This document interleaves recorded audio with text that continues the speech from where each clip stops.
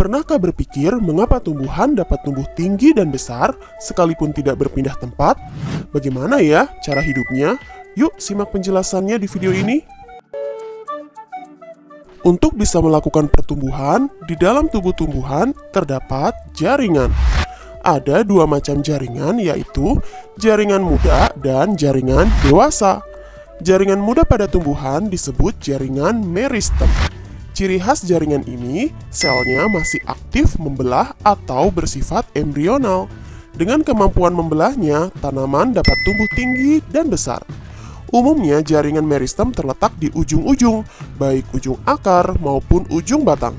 Tapi ada juga loh meristem yang terletak di ruas-ruas batang dan di bagian kambium batang. Nah, berdasarkan letaknya, jaringan meristem terbagi menjadi tiga, yaitu meristem apikal yang terletak di ujung atau pucuk, meristem interkalar terletak di ruas batang, dan meristem lateral yang ada di kambium. Meristem apikal dan meristem interkalar yang dapat menyebabkan pertumbuhan meninggi atau disebut pertumbuhan primer, sedangkan meristem lateral yang dapat menyebabkan pertumbuhan melebar atau pertumbuhan sekunder. Selanjutnya, ada jaringan dewasa yang terdapat pada tumbuhan. Disebut dewasa karena selnya sudah tidak membelah lagi seperti halnya jaringan meristem, karena sudah terjadi diferensiasi atau perubahan bentuk. Jenis-jenis jaringan dewasa antara lain epidermis, parenkim, penyokong, pengangkut, dan jaringan gabus. Epidermis, cirinya memiliki sel yang rapat, tanpa ruang antar sel, biasanya hanya selapis sel dan tidak berkloroplas. Epidermis disebut juga jaringan pelindung, karena tugasnya memang melindungi jaringan-jaringan yang ada di bawahnya. Pada tumbuhan, epidermis termodifikasi membentuk stomata atau mulut daun, kutikula atau lapisan lilin, trikoma atau rambut-rambut, spina atau duri, dan masih banyak lagi modifikasi epidermis yang lain. Parenkim, jaringan ini dikenal sebagai jaringan dasar karena pasti ada di seluruh organ tumbuhan. Ciri khas jaringan ini memiliki ruang antar sel dan berbentuk segi enam. Fungsinya sebagai tempat menyimpan cadangan makanan, tempat fotosintesis, dan bisa juga menyimpan air dan udara. Pada daun, jaringan parenkim dikenal dengan nama mesofil.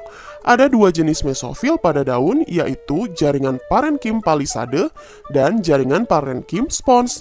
Keduanya sebagai tempat fotosintesis.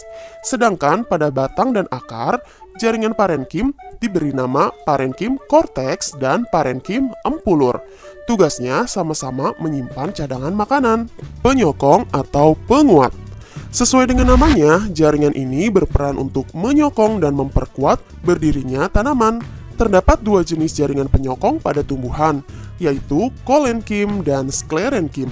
Perbedaannya, kolenkim hanya mengalami penebalan sebagian, biasanya hanya di bagian sudut-sudut selnya saja, dan termasuk sel hidup, karena sebagian besar tersusun oleh zat selulosa. Sedangkan jaringan sklerenkim mengalami penebalan total dan tersusun oleh sel mati, atau banyak mengandung zat lignin.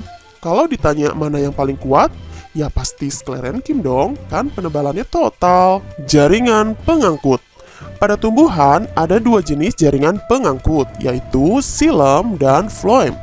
Xilem berfungsi mengangkut air dan mineral atau mengangkut zat-zat hara dari dalam tanah ke seluruh tubuh tumbuhan. Xilem dikenal juga dengan nama pembuluh kayu. Sedangkan phloem berfungsi mengangkut makanan hasil fotosintesis dari daun ke seluruh tubuh tumbuhan. Phloem dikenal juga dengan nama pembuluh tapis. Jadi, arah aliran xilem dan phloem saling berlawanan. Kalau xilem arahnya ke atas, sedangkan phloem arahnya ke bawah. Satu lagi, jaringan gambus. Jaringan gambus bertugas menggantikan epidermis pada saat tumbuhan semakin tua. Fungsinya sama seperti epidermis, yaitu pelindung dari kerusakan mekanis. Itulah nama-nama jaringan pada tumbuhan yang nantinya jaringan-jaringan tersebut saling bekerja sama untuk melakukan fungsi tertentu pada tiap-tiap organ tumbuhan. Masih ingatkah adik-adik, kita sudah membahas tentang nama-nama jaringan tumbuhan? Jaringan-jaringan tersebut akan berkumpul menjadi satu membentuk organ tumbuhan. Ada 3 organ utama pada tumbuhan, yaitu akar, batang, dan daun. Jaringan apa saja ya yang menyusun ketiga organ utama tersebut? Yuk saksikan penjelasannya di video ini. Akar. Akar adalah bagian tumbuhan yang biasanya terletak di dalam tanah. Akar memiliki beberapa fungsi bagi tanaman, antara lain dapat memperkuat berdirinya tumbuhan, dapat menyerap air dari dalam tanah, dan dapat pula menyimpan cadangan makanan berupa umbi-umbian. Berdasarkan bentuknya, terdapat dua jenis akar, yaitu akar tunggang dan akar serabut. Akar tunggang dimiliki oleh tumbuhan jenis dikotil, dengan ciri memiliki akar primer yang menancap jauh ke dalam tanah. Selain akar primer, terdapat pula akar-akar cabang yang tumbuh di sekitar akar primer. Sedangkan akar serabut dimiliki oleh tumbuhan jenis monokotil. Sistem perakaran akar serabut tidak sedalam akar tunggang karena hanya memiliki akar-akar cabang tanpa akar primer. Bagaimana dengan struktur jaringan pada akar? Jika dilakukan penyayatan secara membujur dan struktur akar diamati menggunakan mikroskop, maka akan tampak seperti ini. Ada 3 daerah atau zona pada akar, yaitu dimulai dari yang paling bawah. Ada zona pembelahan atau meristematis, karena banyak terdapat jaringan meristem, khususnya meristem apikal, untuk pemanjangan akar. Selain itu, di bagian paling ujung akar terdapat tudung akar atau disebut juga kalitra yang berperan untuk melindungi ujung akar dan membantu menembus tanah. Selanjutnya ada zona pemanjangan karena sel-selnya memanjang, dan zona diferensiasi atau perubahan bentuk. Salah satunya membentuk rambut-rambut akar yang membantu dalam menyerap air dan mineral dari dalam tanah. Semakin banyak rambut-rambut akar, maka semakin banyak pula air dan mineral yang terserap ke dalam akar. Nah, kalau tadi jika disayat membujur, lain lagi jika dilakukan penyayatan secara melintang. Strukturnya tampak seperti ini. Baik akar dikotil maupun monokotil sama-sama memiliki jaringan epidermis, korteks, endodermis, perisikel, xilem, dan floem. Epidermis sebagai pelindung, korteks menyimpan cadangan makanan, endodermis berperan untuk mengatur masuknya air yang dibantu oleh pita Kaspari, perisikel untuk membentuk cabang akar, xilem untuk mengangkut air dan mineral, dan floem untuk mengangkut makanan hasil fotosintesis. Perbedaan akar dikotil dan monokotil, selain dari bentuknya, ada jaringan yang hanya dimiliki akar dikotil saja, dan ada juga yang hanya dimiliki akar monokotil saja. Jaringan yang hanya dimiliki oleh akar dikotil adalah kambium, yang bertugas untuk pertumbuhan sekunder atau pelebaran diameter akar. Sedangkan jaringan yang hanya dimiliki oleh akar monokotil yaitu jaringan empulur. Empulur memiliki fungsi yang sama dengan korteks, yaitu menyimpan cadangan makanan. Masih ingat kan, empulur dan korteks adalah jenis dari jaringan parenkim.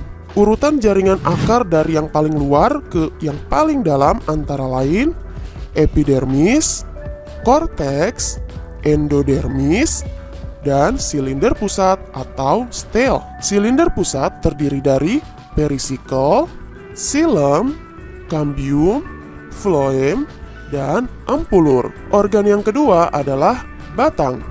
Batang berfungsi sebagai penopang tumbuhan sehingga membuat tumbuhan bisa berdiri tegak. Batang juga sebagai jalan air dan makanan dari akar ke daun dan sebaliknya. Bisa juga untuk menyimpan cadangan makanan seperti pada tanaman tebu dan sagu.